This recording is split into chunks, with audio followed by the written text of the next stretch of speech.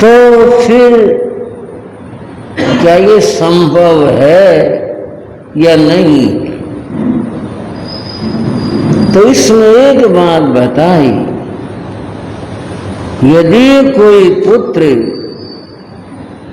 अपने माता पिता को धर्म आराधना में सहायक बने,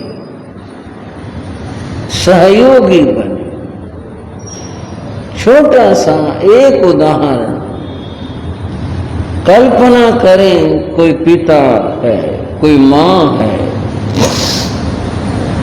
सत्संग में आना चाहती है, लेकिन वार्धक्य, बुढ़ापा, शरीर की कमजोरी, कोई पांव संबंधी बीमारी, इस कारण से नहीं आ पाती। भावना क्या है? बेटा ठीक होते हम भी सत्संग सुन ले, हम भी भगवान की वाणी सुन ले, हम भी दर्शन कर ले। भावना ये है। अगर वह पुत्र उन अपने माता पिता को जो यथा योग हो, किसी भी तरह से, यहां तक कि कमर या हाथों में उठाकर, ऐसा नहीं कि यही हो, जो संभव हो। कोई गृहस्थ हैं आप, 100 साधन होते हैं, वाहन भी होता है, कुछ भी हो, किसी तरह से वह उन्हें उनके साता के अनुसार वहां पहुंचा दे और वे धर्म सुने, उन्हें प्रसन्नता हो, आनंद हो, वे धर्माराधना करें।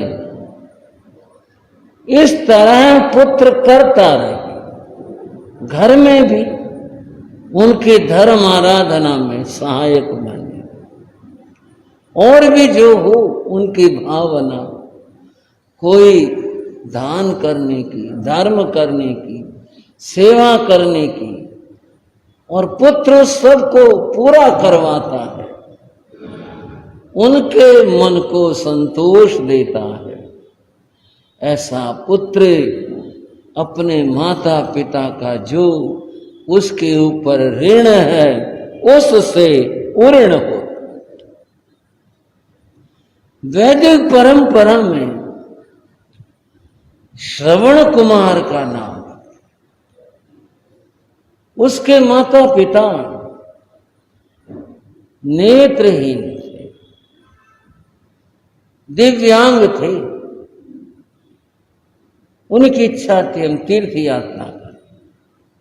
भावना है, अपने अपने धर्मानुसार, श्रद्धानुसार भावना होती है, भावना है। और ऐसी साधन स्थिति श्रवण कुमार की नहीं थी कि वह उनके लिए रथ जुटा पाता और कोई साधन जुटा पाता, उसमें बैठा कर उन्हें तीर्थ यात्राओं पर ले जाता, संभव नहीं था उसके। पर उसने माता पिता की भावना को समझा और वह बोला, मैं आपको अवश्य ले चलूंगा। और वो लेकर गया। कैसे गया? बहंगी में बैठा कर। बहंगी तो आप जानते हैं, फिर एक लंबा बांस होता है, उसके दोनों तरफ से बांध करके पीढ़ा से कोई चीज लटकाई जाती है, उस पर सामान्य व्यक्ति को बैठा लेते हैं और कंधे पर उठा करके उसे ले जाते। बंधु, इस तरह वह अपने माता पिता को तीर्थ यात्रा पर ले जा रहा था। मार्ग में दुर्घटना हो गई, वो अलग बात हुई, परंतु उसने अपने माता पिता की भावना को पूरा करना चाहा। तो यह है माता पिता के उस महान उपकार का उन्हें धर्म सहाय बन करके, धर्म में सहयोगी बन करके उस उपकार का बदला देने की बात। श्रवण कुमार एक जमाने में हुआ, रामायण काल में हुआ,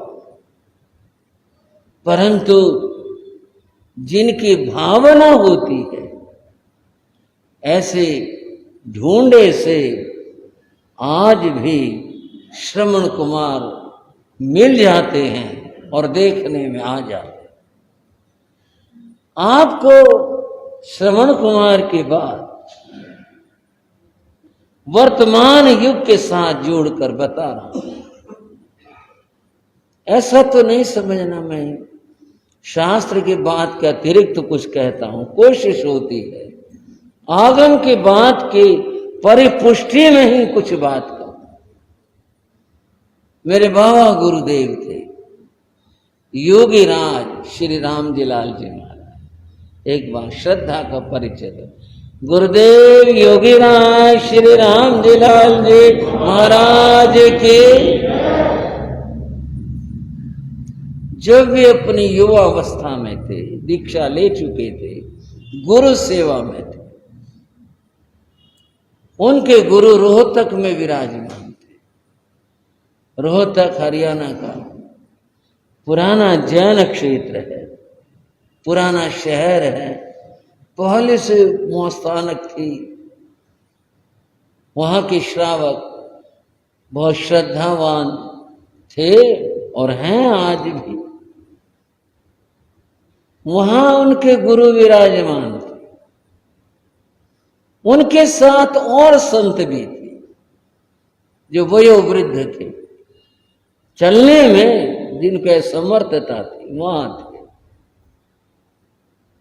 एक दिन के बाद संत बैठे थे और हमारे मेरे बाबा गुरु भी बैठे थे। अब वो तो उनके छोटे संत थे। उनके गुरु जी सुखीराम जी महाराज बोले, राम जी, वो अपने शिष्य को प्यार से राम जी कहते थे, राम जी क्या करें भाई, तबीयत अच्छी रहती नहीं, बिहार होता नहीं, कुछ वृद्धावस्था आ गई, नहीं तो हम भी घूमे आते। उन्हें पूछा, गुरु महाराज कहाँ मन कर रहा घूमने का, कहाँ जाना चाह रहे हो? बोले यूं क्या गिनाने से होगा, अगर मैं गिना दूं तो क्या हम वहां चले जाएंगे? बोले कृपा तो करो, बताओ तो सही कहाँ जाना चाह रहे हो? गुरु महाराज सुखीराम जी बोले, जमुना पार गए बहुत दिन हो गए। उधर वाले इधर वालों को, हाँ जी, और इधर वाले उधर वालों को कहते हैं। ये तो पहले से ही चला आ रहा है। और बीच में एक बात आपको पता भी होगी, हमारे थे श्री भगत शिवचंद जी महाराज, वो यूं कहा करते, चार बातों का पता ही नहीं चलता ये कैसी और क्या है। और वो क्या कहते, एक तो जमुना पार, ये जमुना पार है कौन से, इधर वाली है उधर वाले, पता ही नहीं चलता। वहां जाओ इधर वालों को पार का बताएंगे, यहां वाले उधर वालों को बताएंगे, ये जमुना पार है कौन सा ये नहीं पता चलता। एक वो कहा करते ऊंट के बारे में, बोले ऊंट को बैठाओ तो भी वो आवाज करता, उसको रड़ाना कहते हैं। वो बिना चुपचाप नहीं बैठेगा जब तक वो कुछ कर नहीं ले, और उसे उठाओ जब भी वो आवाज करके रड़ा करके और फिर उठता है। इसका ये नहीं पता चलता ये बैठ के राजी है या ये उठ के राजी, कौन सी में राजी है, बैठ में राजी है, उठ में, इसने तो शोर मचाना है। एक बात और कहा करते, बोले साधुओं के दया पालू का नहीं पता चलता, श्राव को बोले किसी को बैठाना हो दया पालो भाई, किसी को कहना हो जाओ भाई दया पालो भाई, मौका देखो दया पालो। बोले या दया पालो बैठाने की है, रोकने की है, भेजने की है, या कौन सी है दया पालो? बोले हर बात में दया पालो भाई, बैठाना हो किसी को, दया पालो भाई, बैठ जाओ। और दया पालो भाई, जाओ भाई हमने अपने और काम करने। बोले ये दया पालो बैठाने की है, रोकने की है कि भेजने की है, इसका नहीं पता चलता आज तक। बस दया पालो, दया पालो। और चौथी बात तो यूं कहा करते, ये जो बहनें हैं ना, जब अपने घर से ससुराल जाएंगी रो के जाएंगी, और जब आएंगी फिर रोएंगी। ये आकर राजी हैं कि जाकर राजी हैं, ये नहीं पता चलता इनको। रोने से मतलब है, जाएंगे रो के जाएंगे, आएंगे फिर आकर के रोएंगे। भाई जाकर राजी थी कि आकर राजी थी, ये नहीं पता चलता मामला क्या है। बात थी। गुरु महाराज बोले सुखराम जी, भाई जमुना पार गए बहुत दिन हो गए। गुरु महाराज बोले फिर क्या बात है, चल पड़ते हैं। यमुना पार के हमारे जितने क्षेत्र, बड़े बड़े क्षेत्र थे, गांव में बहुत बहुत घर थे इधर सारे, तो बोले फिर क्या बात है, चल पड़ते। और वहां तो जाया नहीं जाता राम जी, जमुना पार जाकर आएंगे। बोले आप चिंता क्यों करो, मैं ले चलूंगा। कुछ मनसा बना, बोले चलो।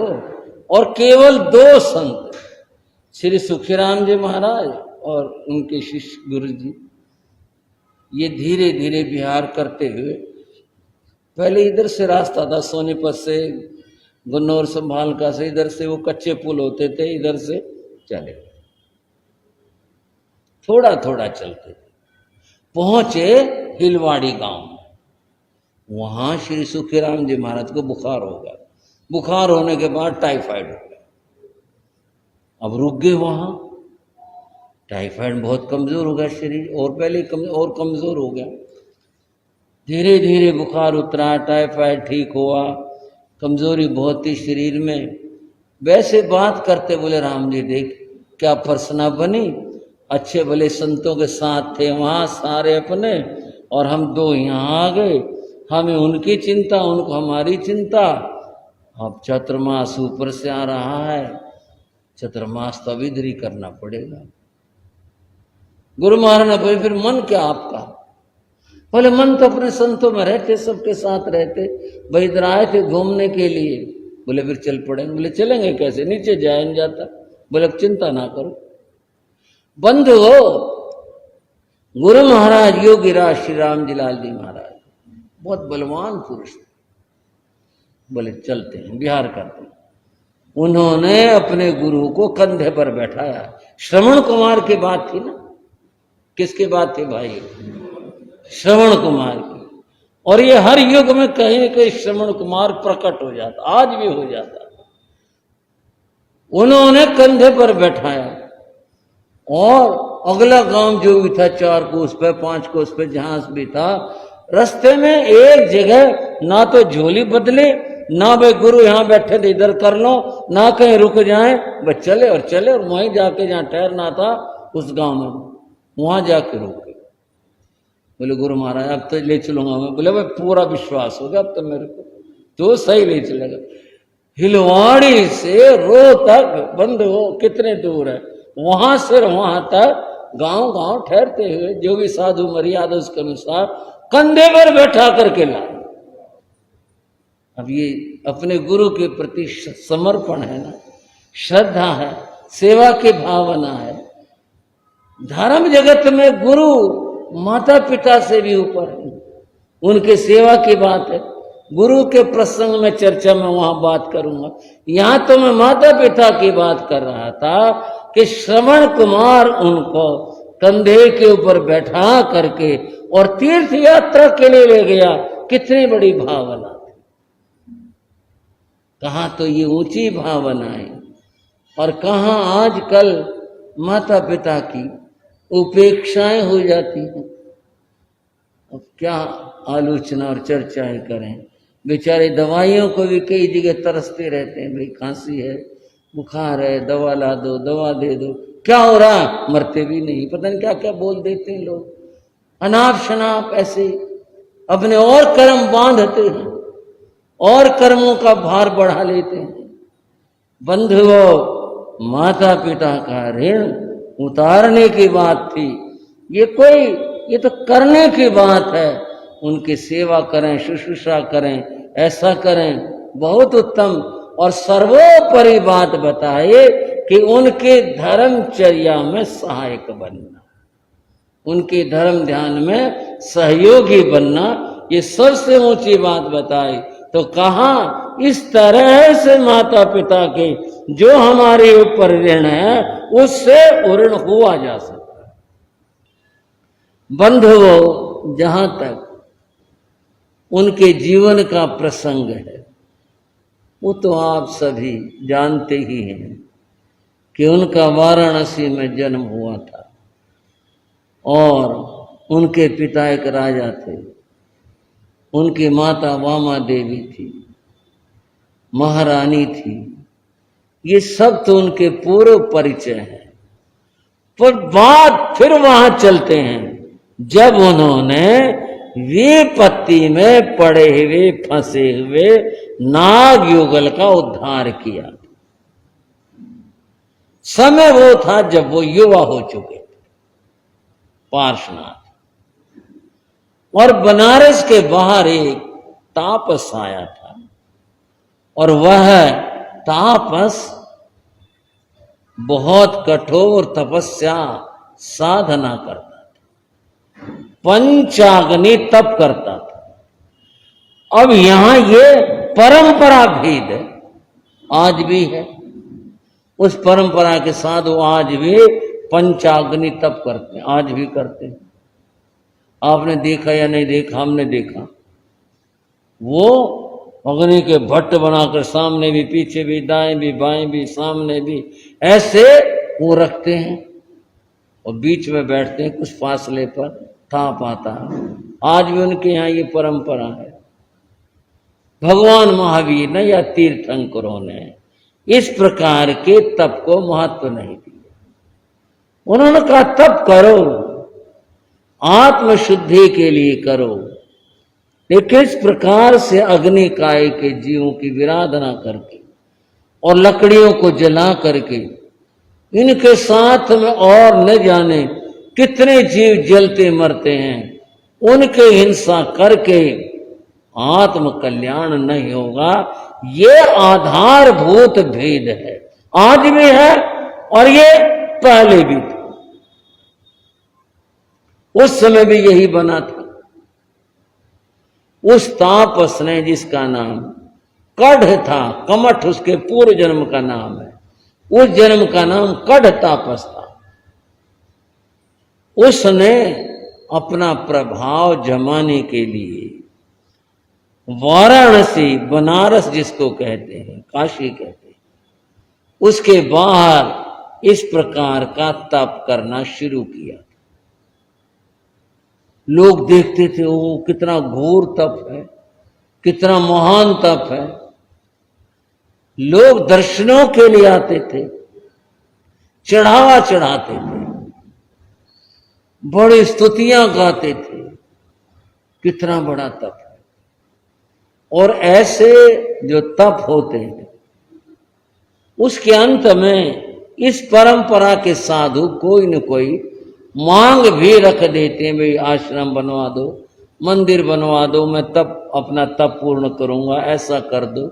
इस तरह का ऐसा करते हैं। अब भी ये परंपरा है और उस जमाने में भी थे। कड़ ताप जो तपस्या कर रहा था तब भी ये मामला था। बंधुओं, बात कुछ थोड़ी सी विस्तार चाहती है। एक बार पूज्य गुरु महाराज मायाराम जी पटियाला पधारे, ठहरे थे, प्रवचन होता था। उनके प्रवचन में और तो लोग आते थे, एक आते थे सरदार गुरमुख सिंह, सरदार थे, नाम गुरमुख सिंह था। गुरमुख सिंह जो थे वे पटियाला स्टेट के प्रबंधक थे। मामला क्या था, उस समय जो राजा थे वो उम्र में छोटे थे, पिता का देहांत हो गया था, छोटे थे। तो राज्य व्यवस्था बनाने के लिए कमेटी बनाई गई थी जो राज्य व्यवस्था करती थी। उसके जो प्रमुख थे वो गुरमुख सिंह थे। और वो एक बार गुरु महाराज को मिल गए, ऐसी श्रद्धा जागी, भक्त हो गए, वे हर रोज प्रवचन में आते थे। एक दिन गुरुमुख सिंह अपने साथ राजगुरु को ले आए, उनका राजगुरु भी था, उसको राजगुरु को ले आए। अब उनको तो वहां बड़ा अजीब लगा, क्योंकि राजगुरु थे, वो तो बड़े शान शौकत से सिंहासन पर बैठने वाले, उनको वहां बैठना पड़ा लोगों के बीच में। गुरुमुख सिंह बोला, कुछ नहीं, सहन करो, चुप रहो, बैठे रहे। प्रवचन सुना, प्रभावित हुए, बाद में गुरु महाराज से मिले। उन राजगुरु ने गुरु महाराज मायाराम से आंतरिक बात करते कहा, बोले जी आपकी लड़ाई तो मैदान की लड़ाई, बहुत मुश्किल काम, आपके नियम आदि बड़े मुश्किल हैं, हमारी तो लड़ाई पीठ की है। महाराज हंस पड़े, बोले क्या बात? सरदार जी बोले बात बताओ, क्या बात? बोले चलो अब तो जमाना बीत गया, बता दूं तो क्या है, ना बताऊं तो क्या है। हमारे जो बड़े गुरु हुए, उन्होंने राजगुरु का पद कैसे पाया, ये बताया। बड़े रहस्य की बात थी। हमारे जो बड़े गुरु थे, वो पौष का महीना, जनवरी का महीना, उस महीने में इतने ठंड में जो रानी तालाब है राजा का, उसमें जाकर के शाम को खड़े हो जाते और सारी रात पानी में खड़े रहते, इतने तपस्या करते। सारे शहर में चर्चा हो गई, दुनिया आने लगी। राजा को पता चला, वो बोले हम भी दर्शन करने चलेंगे। बोले तब मंत्री ने कहा, महाराज जल्दीबाजी ना करो, पहले कुछ पता कर लो। बोले भाई नहीं, देख के आएंगे। चलो देखिए आए, बात तो ठीक थी, पानी में खड़े रहते थे, पहरा भी लगा के देख लिया, बात ठीक थी। बोले भाई इनको मैं अपना गुरु बनाता हूं। बोले जी ऐसे नहीं, कुछ चमत्कार देख करके गुरु बनाओ। बोले भी क्या चमत्कार देखे? बोले अगर ये साधु तपस्या करने वाला लघु शंका जाए और इसके पेशाब में दीपक जल जाए तो हम समझ लेंगे भाई तपस्वी सही है। राजा ने ये बात कह दी, पहुंचवा दी। तपस्वी बोला ये तो कोई बड़ी बात नहीं हमारे लिए, 1 महीने के बाद हो जाएगा। उस दिन से उस साधु ने क्या किया, जो तिल का तेल होता है इसकी रोटी चुपड़ना, इसी से सब्जी का छौंक लगाना और कुछ चम्मच पीना, और सब छोड़ दिया। पानी में कम पीता, वो तेल पीता। वो तेल तो सारे शरीर में जाना ही था। कुछ अंश जो लघु शंका में भी जाते। एक दिन उसने प्रयोग करके देख लिया, दिया जल गया। राजा को दिखा दिया, अपने सामने उसने ऐसा किया। राजा ने उसे गुरु बना लिया। गुरु बना लिया तो बहुत बड़ी जमीन दे दी और सारे साधन जुटा दिए। स्वयं वो साधु बोला जी हमारे गुरु ने तो राजगद्दी ऐसे प्राप्त करी थी, ऐसे चमत्कार दिखा करके, और तुम तो बहुत कठिन तपस्या करते हो, आपका काम तो बहुत मुश्किल सा है, और तो हमारी तो 1 महीने की तपस्या थी उसमें काम हो गया, आपका तो तप सारे जीवन का तप। कहना यह है कि ये तपस्याएं किसी उद्देश्य को लेकर के लोग करते हैं ताकि हमें इसके बदले ये प्राप्त हो जाए। अब राजा के गुरु बन गए, राजगद्दी प्राप्त हो गई, इतनी बड़ी जमीन मिल गई, राज की तरफ से खर्चा बंध गया, इतना कुछ हो गया। इस तरह की बातें पहले भी थी। कड़ तापस की बात थी, उसने भी कुछ सोच रखा होगा। सारे शहर में चर्चा थी। राजा अश्वसेन वो भी बोले भाई दर्शन करके आएंगे, तैयार हो गए। माता वामा देवी भी तैयार हो गई। 5 युवराज थे, कुमार थे, वो बोले क्या बात है? बोले दर्शन करने जा रहे हैं, तुम भी चलो। सहज बोले चलो, और वहां पर आए। वहां आकर के देखा सब लोग जयकार कर रहे थे, अग्नियां जल रही थी, वो बीच में बैठे हुए थे, तप हो रहा था। बंधुओं दुनिया में तकनीक बहुत है और दुनिया तकनीकों से बड़ा काम चलाती है, बड़ा काम चलाती है। एक चीज आती है, बताऊंगा नहीं आपको, वो सारी बात छुपा लो, फिर सुना क्या रही हो, फिर भी सुनाता हूं। उसका हाथों पर लेप कर लो, आती है वो चीज, काल्पनिक नहीं है, बाजार में उपलब्ध, हाथों में लेप कर लो और अंगार रख लो, हाथ नहीं जलेगा।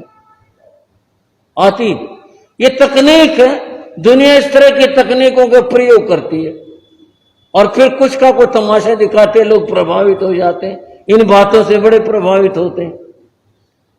जो वहां पहुंचे सब लोग प्रभावित, जय जयकार करने लगे।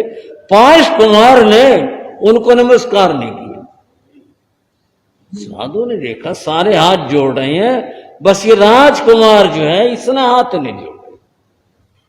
इसका मतलब है कि राजकुमार हमारी तपस्या से प्रभावित नहीं हुआ, और प्रभावित होना जरूरी है, तभी तुम राजगुरु बनेंगे। तापस ने, साधु ने पूछा, ये युवक कौन है? राजा बोले, महाराज आपका ही शिष्य, अपना बच्चा है, राजकुमार है। इसको इतना भी ख्याल नहीं है कि साधु के पास जाए और जाके नमस्कार करें, इसको इतना भी नहीं सिखाया, इसको इतना भी नहीं पता। राजा तो घबरा गई, भाई साधु क्या श्राप दे दे, क्या कह दे। और राजा तो कह बेटा नमस्कार करो, नमस्कार करो महाराज को। पार्श ने नमस्कार नहीं किया और बल्कि यूं कहा, मैं साधु को नमस्कार करता हूं, ऐसा साधु को नहीं करता। ये बात तापस ने सुन ली। तापस क्रोधित हुआ, बोला तो इसका मतलब साधु नहीं है? बोले नहीं। बोले और क्या है? बोले जहां हिंसा होती है वहां साधुता नहीं होती। आपके यहां पर हिंसा हो रही है और जहां हिंसा होती है वहां पर साधुता नहीं होती। यह क्या हिंसा हो रही है? बोले यहां हिंसा हो रही है तो आप देखो। पार्श्वनाथ अपने ज्ञान से, अवधि ज्ञान से ये देख रहे थे, एक धूने में जो लक्कड़ बड़ा सा लगाया हुआ था वो अंदर से खोखला था। उस खोखले लक्कड़ में कहीं से नाग युगल, नाग नागनी आकर बैठ गए थे और उसको लाया गया और ला करके उसको अग्नि में लगा दिया। अब उनके निकलने का रास्ता नहीं बचा था, उधर आग और बाकी सब तरफ से बंद। वो बेचारे भीतर ताप के मारे तड़प रहे थे, बुरी तरह से तड़प रहे थे। उन्होंने कहा तुम्हारे यहां जीव हिंसा हो रही है। साधु ने कहा कहां हो रही है? पूज्य गुरु महाराज योगीराज जी फरमाया करते, वो तो उनके मुखारविंद की बात थी, पर दोहरा तो मैं भी देता हूं। जोगी से पाश फर माते धुनी में नाग काला। जोगी, आप भी बोल सकते हैं, जोगी से पाश फर माते धुनी में नाग काला। बचावो इसको जल से मरे वासुके काला। वासुके सांपों की जाति होती है। सांपों की कोई जाति होती है, कई तरह के वासुकी की जाति होती है। उन्होंने कहा ये वासुकी जाति का सांप है, और लाला बच्चे को कहते हैं, लाला सेठ को भी कहते हैं। यहाँ बच्चे के रूप में भी वासुकी जाति का बच्चा, यानी सांप, वो यहाँ मरने लग रहा है। तो पार्श्वनाथ क्या कहते हैं? जोगी से पाश फरमाते धुनी में नाग काला। जोगी से पाश फरमाते धुनी में नाग काला। ये बेचारा मरने लग रहा है और तुम कह रहे मैं तपस्या कर रहा हूं। साधु क्रोधित हो गया। क्रोध, कहां यहां पर दिखाओ, कहां सांप है यहां पर? पार्श्वनाथ ने कुल्हाड़ा मंगवाया, काया कुल्हाड़ा लेकर के आओ, और फिर जो लक्कड़ था उसको फाड़ा गया। लकड़ को चीर प्रभु जी ने नाग नागे निकाला। लकड़ को चीर प्रभु जी ने नाग नागे निकाला। दिया नवकार का शरणा जड़ा दुर गति को ताला।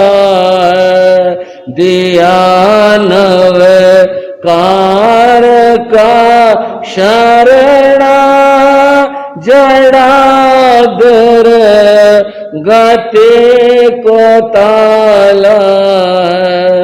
जोगी से पाश फर माते धुनि में नाग काला।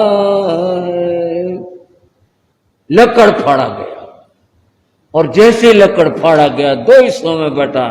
अंदर बेचारे रुके हुए नाग और नागिनी वो तड़पते हुए बाहर आए। उपस्थित लोगों ने सबने देखो, अरे ये क्या, अरे ये बेचारे, ओए होए ये तो जल जाते, ये तो मर जाते। राजकुमार ने बचा दिया इनको। और साधु देखकर क्रोधित भी हुआ और शर्मिंदा भी हुआ। उसने चुनौती दे दी थी, कहां दिखाया, कहां यहां पर सर्प, और भगवान कहते हैं सर्प है। उन्होंने उसे प्रत्यक्ष कर दिया। सारे लोग कह उठे, अरे ये क्या तपस्या हुई, ये क्या तपस्या हुई, ये तो जीव हिंसा हो रही। यहां तो लोग जो बड़े बड़े यश गाया करते आज वो कुछ बोलने लगे। लोग वहां से इस तरह कहते जाने लगे। उस समय पार्श कुमार ने उस नाग युगल को, नाग नागिनी को किसका शरणा दिया? हाँ जी, दिया नवकार का शरणा। नमोकार मंत्र उन्हें सुनाया।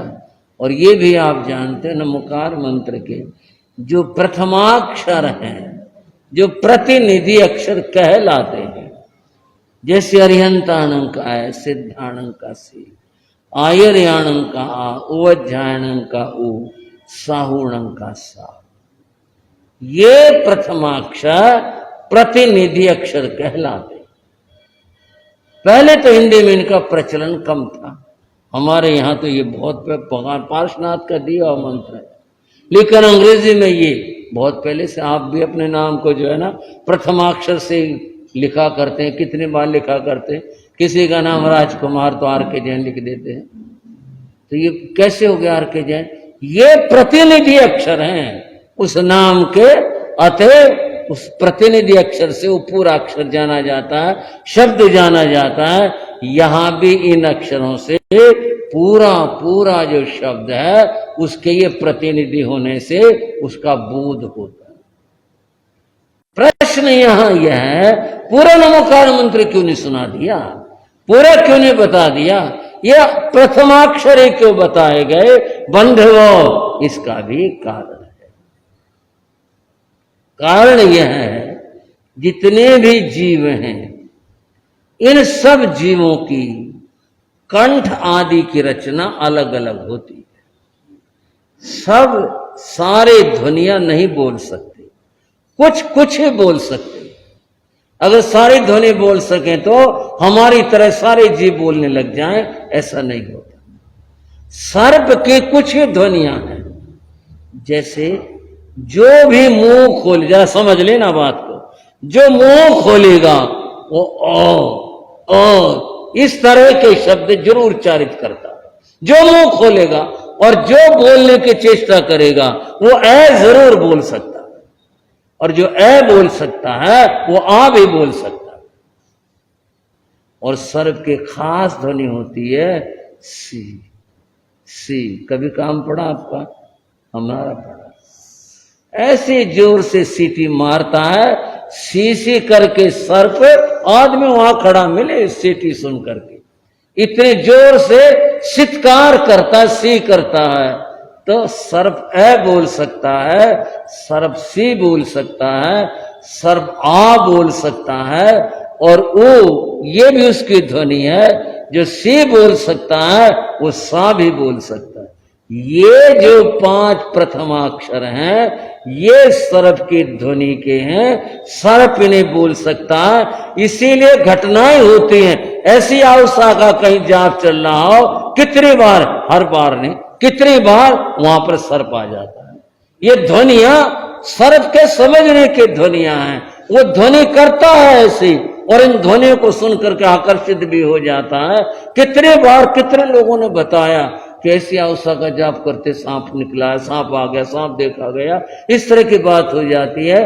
बंधुओं, भगवान ने जो ये ऐसी अवस्था बताया, ये वो ध्वनियां बताई जिनको कि सर्प बोल सकता, और ऐसा सुना करके उन सर्प युगल ने इनका अपनी तरह से उच्चारण भी किया, बोला भी। और जिसे क्या अगर उनको कहना बोलो न मोरे इंताणम, वो नहीं बोल सकते थे, उनकी ध्वनि नहीं है, बोल ही नहीं सकते। हमारे को कोई कहे कि बोलो फलानी ध्वनि, हम कैसे बोल देंगे जो हमारी ध्वनि नहीं है। तो उन्होंने इसको बोला भी, इसको समझा भी, और इसके बोलने और समझने, इसमें रमण करने से उनको शांति भी मिली, आराम